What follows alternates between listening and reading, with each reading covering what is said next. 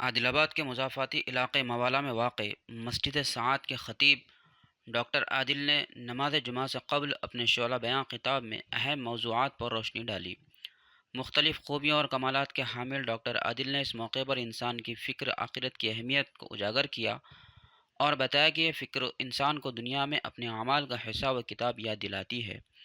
ان کا کہنا تھا کہ انسان کو اس بات کا یقین ہوتا ہے کہ دنیا کی زندگی عارضی ہے اور حقیقی کامیابی آخرت میں ہے، جس کی بدولت فرد اپنی اصلاح کی کوشش کرتا ہے تاکہ وہ اللہ کی رضا کے قریب پہنچ سکے اور آخرت میں کامیاب ہو۔ ڈاکٹر عادل نے توبہ کی اہمیت پر بھی زور دیا اور فرمایا کہ توبہ اسلام میں بہت بڑی اہمیت رکھتی ہے، کیونکہ یہ انسان کو اپنے گناہوں سے نجات اور اللہ کی مغفرت کی طرف رہنمائی کرتی ہے۔ ان کے مطابق توبہ صرف زبان سے معافی مانگنے تک محدود نہیں ہے، بلکہ دل سے پچھتاوے کا اظہار کرنا، گناہوں سے بچنے کا عہد کرنا اور اللہ کی طرف رجوع کرنا ضروری ہے۔ توبہ کے ذریعے انسان اپنی غلطیوں کو درست کرنے کی کوشش کرتا ہے، جس سے اس کی روحانیت اور سکون میں اضافہ ہوتا ہے۔ ڈاکٹر عادل نے اپنے خطاب میں سیاسی الٹ پھیر کے موضوع پر بھی گہری بات کہی۔ ان کا کہنا تھا کہ تاریخ میں سیاسی الٹ پھیر کا عمل کئی مرتبہ وقوع پذیر ہو چکا ہے، جس میں حکومت یا اقتدار کی تبدیلی سے لوگوں کی تقدیر بدل جاتی ہے اور اس کی معاشرتی، اقتصادی اور مذہبی اثرات مرتب ہوتے ہیں۔ ڈاکٹر عادل نے اس موقع پر زور دیا کہ سیاسی تبدیلیوں کے دوران افراد کو اللہ کے فیصلوں پر ایمان رکھنا چاہیے اور عادل حکمرانی کی دعا کرنی چاہیے۔ ڈاکٹر عادل نے موجودہ سیاسی صورتحال کا دو ٹوک الفاظ میں تذکرہ کرتے ہوئے کہا کہ آج کل برسر اقتدار پارٹی میں بہت سے لوگ سیاسی و مذہبی قیادت کے اثر میں آ کر نماز روزے کو چھوڑ دیتے ہیں اور چند پیسوں یا لالچ کی خاطر اپنے سیاسی آقاؤں کو خوش کرنے میں لگ جاتے ہیں۔ ان کا کہنا تھا کہ یہ لوگ اقتدار کے بدلنے پر اپنی وفاداریاں تبدیل کر لیتے ہیں اور جہاں کی ہوا ہوتی ہے ادھر کا رخ کر لیتے ہیں۔ ڈاکٹر عادل نے کہا کہ ایسے لوگ آخرت کی فکر نہیں کرتے اور انہیں وقت رہتے اپنے اعمال کا محاسبہ کرنا چاہیے۔ اس طرح ڈاکٹر عادل کے خطاب نے نہ صرف فرد کی اصلاح کی اہمیت کو اجاگر کیا بلکہ اجتماعی سطح پر بھی معاشرتی تبدیلی کی ضرورت پر زور دیا۔ ان کا یہ پیغام کہ فکر آخرت اور توبہ انسان کو درست راستہ اختیار کرنے کی ترغیب دیتی ہے، خاص طور پر جب سیاسی منظرنامے میں تبدیلیاں آتی ہیں، نہایت اہم ہے۔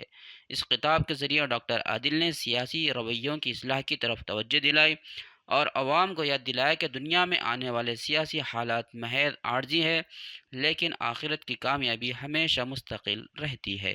دوسری پارٹی میں ہوتا جب ہوا کا جھونکا بدل گیا، فیل ہوگی پارٹی تو دوسری پارٹی میں گزر، یہی ہوا کا رخ، ہوا کا جھونکا جیسے بدلتا ہے انسان بھی ویسے بدل جاتا ہے۔ تو اللہ تعالیٰ فرمائے دنیا کے اندر تو چاہے کتنی بھی مشقت کر لے، کامیاب ہونے کی کوشش کر لے تو کامیاب ہرگز نہیں ہو سکتا۔ قارون کامیاب نہیں ہو سکا، حامان کامیاب نہیں ہو سکا، شداد کامیاب نہیں ہو سکا، فرعون کامیاب نہیں ہو سکا، تو کون کامیاب ہوگا؟ بادشاہ چلنے والی تو اللہ کی ہے، تو اللہ کی رسی کو مضبوط پکڑ لو، اللہ کی رسی کو مضبوط پکڑو، کیونکہ ایک دن ایسا وقت آئے گا ہم درم برم ہو جائیں گے۔ ہماری زندگی کہاں تک ہے؟ چند لمحوں کی زندگی ہے، ہم سانس تو لے رہے، ہمارا سانس کا چھوڑنا ہو سکتا ہمارے نصیب میں ہے یا نہیں ہے۔ اللہ تعالیٰ فرماتے ہیں کہ دیکھو اے دنیا میں جینے والوں، میں کیسا اللہ ہوں، تمہارا قدرت ہوں۔ یا عبادی، اے لوگوں آ جاؤ، جب تم آ کے کھڑو گے میرے سائے میں تو کس طریقے سے اللہ تعالیٰ پکار رہے ہیں، اے گنہگار بندو، یا عبادی، اے میرے گنہگار بندو۔ ماں کہتی ہے جب ماں باپ کا نافرمان ہو جاتا ہے، گالی گلوچ کرتا ہے، دھکے مارتا ہے، انہیں ستاتا ہے، تنگ کرتا ہے، تو ماں کہتی نکل جا گھر سے، تو میرا بیٹا نہیں۔ باپ کہتا نکل جا تو میرے گھر سے، میرا بیٹا نہیں ہے۔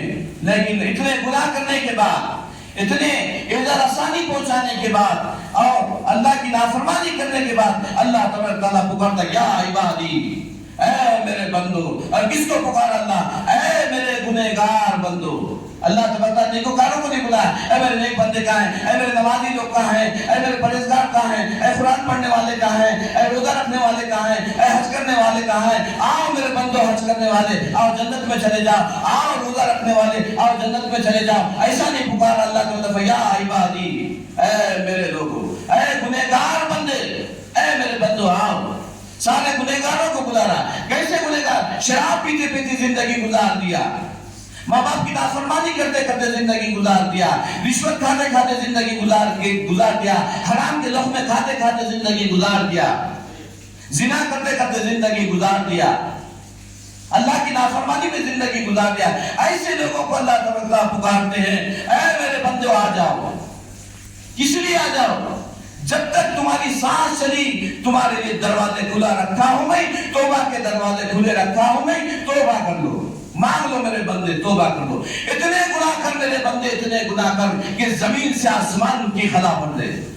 گناہ کرتے کرتے زمین پہ گناہ کو بچھا دے، پہاڑوں پہ تیرے گناہ چڑھ جائے اور آسمان پہ تیرے گناہ چڑھ جائے اور آسمان کی خالی جگہ رہ گئی، اور جو بھی خالی جگہ آسمان کی جگہ کو پورا بھر دیا.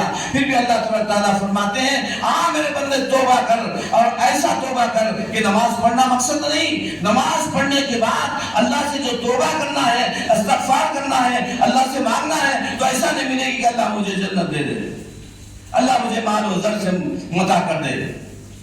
بلکہ نہیں، اللہ تعالیٰ فرماتے توبہ فی بطونہم النار. جس نے توبہ کیا اور صدقے دل سے کیا. کیسے توبہ؟ توبہ کرنے کا مقصد کیا ہے؟ کہ انسان اشک بار ہو جائے، اپنے گناہوں پہ معافی تلافی جب چاہتا ہے تو اپنے گناہوں کا اندازہ لے لے، اپنے گریباں میں سر ڈالے کہ میں اگر گنہگار ہوں تو سب سے زیادہ اس مجلس کے اندر میں گنہگار ہوں. ہر آدمی اپنا ایسا جائزہ لینا چاہیے. تو گناہ کرنے کے بعد اس کو سامنے لا کے ہم اللہ سے توبہ کرنا ہے. نہ جانے شراب پیا